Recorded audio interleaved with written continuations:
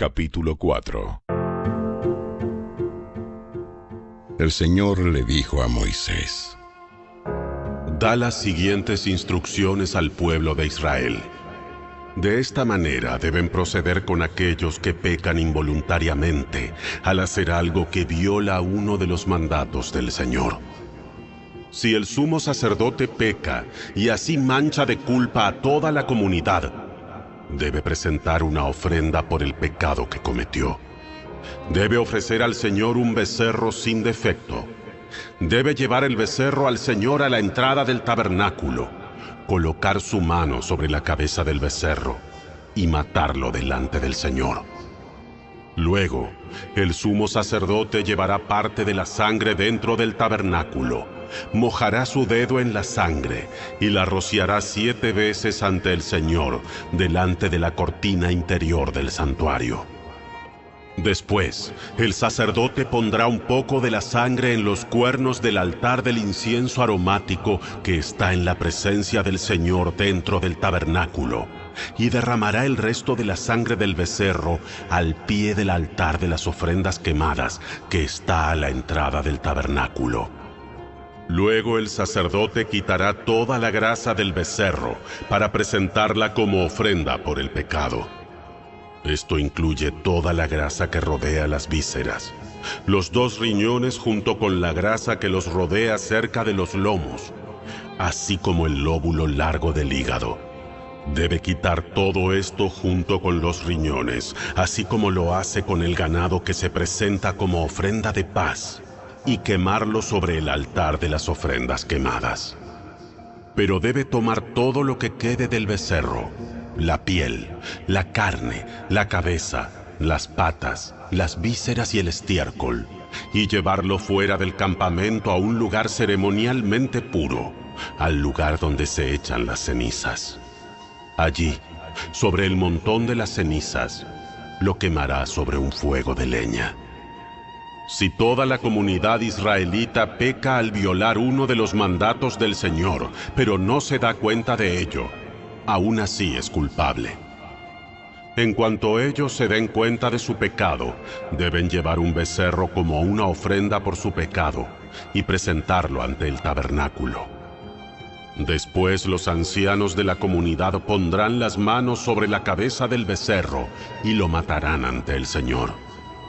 Luego el sumo sacerdote llevará parte de la sangre del becerro dentro del tabernáculo, mojará su dedo en la sangre y la rociará 7 veces ante el Señor delante de la cortina interior. Después pondrá un poco de la sangre en los cuernos del altar del incienso aromático que está en la presencia del Señor dentro del tabernáculo, y derramará el resto de la sangre al pie del altar de las ofrendas quemadas que está a la entrada del tabernáculo. A continuación, el sacerdote quitará toda la grasa del animal y la quemará sobre el altar, así como lo hace con el becerro ofrecido como una ofrenda por el pecado del sumo sacerdote. Mediante este proceso, el sacerdote purificará a los israelitas y los hará justos ante el Señor, y serán perdonados. Después, el sacerdote debe tomar todo lo que quede del becerro, llevarlo fuera del campamento y quemarlo allí, así como lo hace con la ofrenda por el pecado del sumo sacerdote. Esta ofrenda es por el pecado de toda la congregación de Israel. Si uno de los líderes de Israel peca al violar uno de los mandatos del Señor su Dios, pero no se da cuenta de ello, aún así es culpable. En cuanto se dé cuenta de su pecado, debe llevar como ofrenda un chivo sin defecto. Pondrá la mano sobre la cabeza del chivo y lo matará en el lugar donde se matan las ofrendas quemadas ante el Señor. Esta es una ofrenda por su pecado. Luego el sacerdote mojará su dedo en la sangre de la ofrenda por el pecado y la pondrá en los cuernos del altar para las ofrendas quemadas, y derramará el resto de la sangre al pie del altar. Después, debe quemar toda la grasa del chivo sobre el altar, así como lo hace con la ofrenda de paz. Mediante este proceso, el sacerdote purificará al líder de su pecado, lo hará justo ante el Señor, y será perdonado. Si alguien de la gente común peca al violar uno de los mandatos del Señor, pero no se da cuenta de ello, aún así es culpable. Cuando se dé cuenta de su pecado, deberá llevar como ofrenda por su pecado una cabra sin defecto.